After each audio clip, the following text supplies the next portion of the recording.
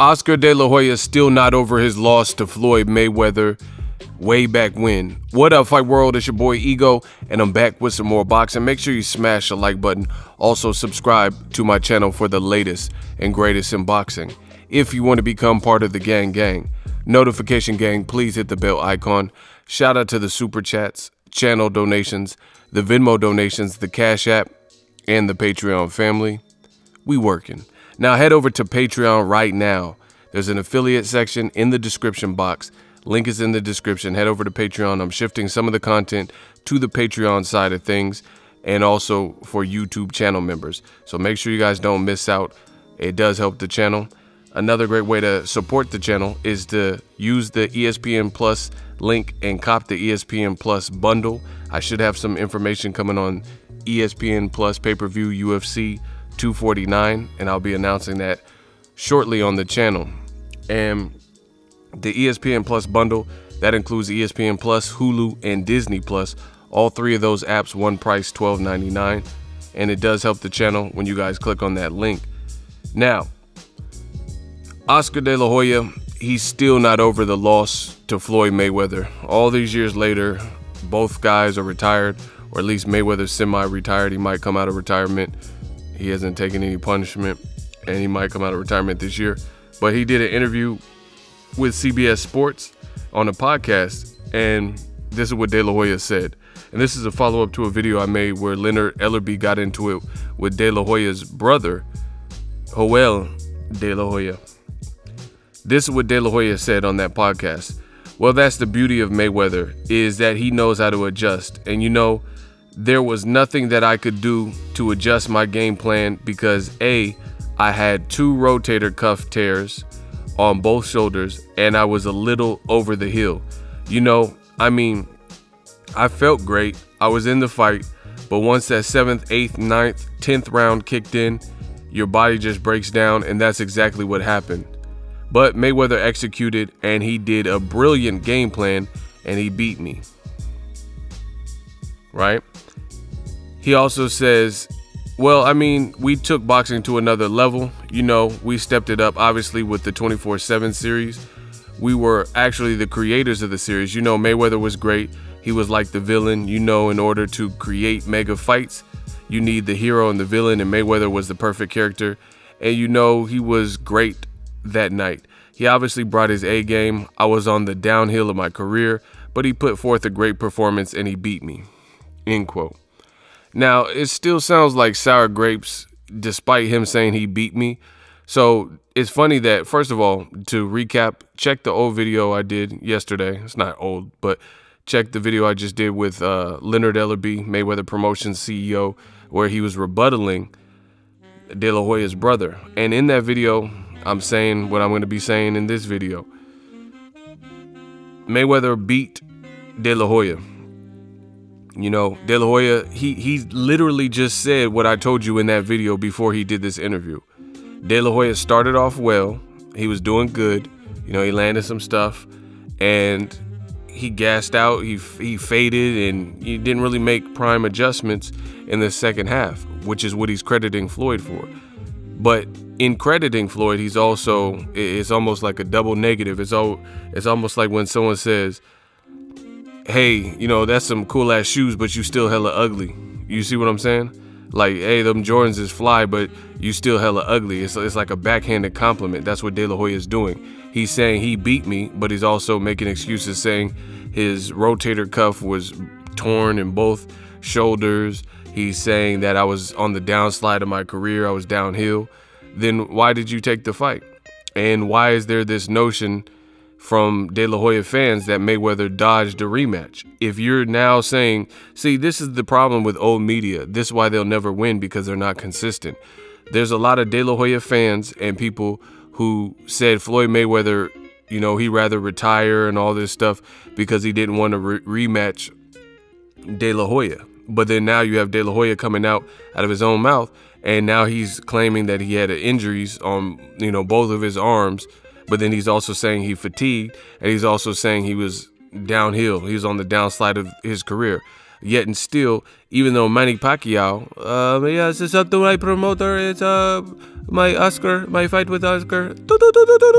You know, Pacquiao fought De La Hoya after Floyd Mayweather. Yet and still, people are marveled by his performance and give him credit. So if De La Hoya fought Mayweather first and then a couple years later fought Pacquiao, and Pacquiao finished him and sent him off to retirement, why is Pacquiao received? That's what blew Pacquiao up, you know, that particular fight, because people said, oh, Pacquiao was able to beat De La Hoya faster and, you know, more decisively than Floyd was. Yeah, but De La Hoya also came down and got stopped by Bernard Hopkins, came down to weight where he was dehydrated and needed an IV drip and all this stuff, and didn't look good, you know. So even though Pacquiao was moving up, it benefited him because he was still a bit younger and fresher, and De La Hoya was coming down to weight class, and it just, you know, it was at the back half of his career. So it's just funny how these double standards work. Once again, he's claiming that he was downhill in his career, but Pacquiao can fight him after Mayweather beats him, after Bernard Hopkins beats him years later, and then guess what? We're supposed to give Pacquiao the full credit for stopping him, and even though he had to come back down in weight. But for whatever reason, there's certain fighters like Wilder, like Floyd Mayweather, what do they have in common? And with these double standards, they do not want to give credit to these guys, especially guys like Floyd Mayweather. He's been on top for 22 years, and it's always something. So Pacquiao, he said his shoulder, he had to go to the ocean afterwards because his shoulder was broken or out of the socket. De La Hoya saying his rotator cuffs were out of alignment. Canelo said he was too young, and his fans said he's too green. Victor Ortiz was a sucker punch. You know, they say Maidana and Castillo beat Floyd, yet they got another chance to beat him again, and they looked horrible and lost even worse in the rematch, right? It's always something. It's always something. Just bow down and give the man credit for his discipline, his craft, and what he's given. And that's dominant performances, you know, victories, wins in the win column, etc.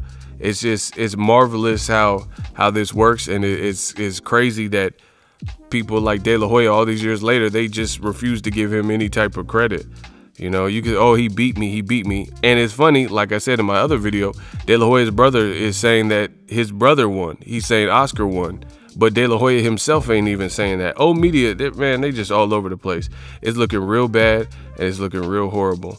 Let me know what you guys think. De La Hoya, I had to make a follow-up video because I just talked about this, but he's saying that Floyd beat him, but he was, you know, on the back half of his career and this and that. Listen, I don't want to hear that, because when Deontay Wilder says, allegedly says he has a 45-pound suit and, you know, his legs were sore before he even got punched and before the bell rang, and when he's saying he had a bicep tear because they're asking him what you've been up to, he said he had surgery on his arm.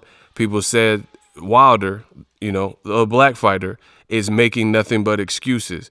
But we're supposed to believe De La Hoya, who is saying he was on the back half of his career, but he's also saying he felt great, and he's also saying that he faded and he couldn't make adjustments and Floyd could. Bottom line, Floyd's a superior fighter. De La Hoya's a beast. Great resume.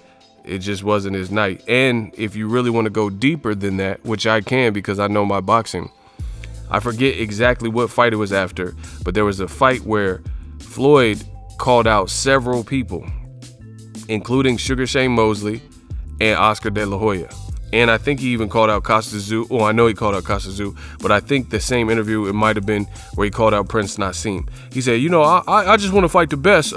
Prince Nassim, Costa Tszyu, we got a guy, Costa Tszyu, Sugar Shane Mosley, Oscar De La Hoya. You know, I'll come up to see them. If the money right, I'll come up. We could get a fight. And Floyd literally called out these people way before, you know, whatever that date was, but it was before they actually came around and fought, when the money and the business aligned and they fought. And Floyd called out all these dudes, Costa Tszyu, I don't know what happened, but that never materialized. Prince Nassim wanted no parts. And then Sugar Shane Mosley at the time, and Shane Mosley's my dude, but Sugar Shane Mosley at the time said he has a family vacation plan and his tooth was sore, so he had to go see a dentist, etc. But people try to rewrite history and make it look like Floyd ain't a dog, like Floyd was the one afraid of De La Hoya and Shane Mosley before he fought them, which was not the case. So study up, learn this beautiful sport of boxing, you know, and if you're not going to accept Wilder's costume excuse like old media is known to not accept, then why would you accept Oscar De La Hoya's excuse saying both of his arms are broke or whatever he's saying, rotator cuff? Stop it.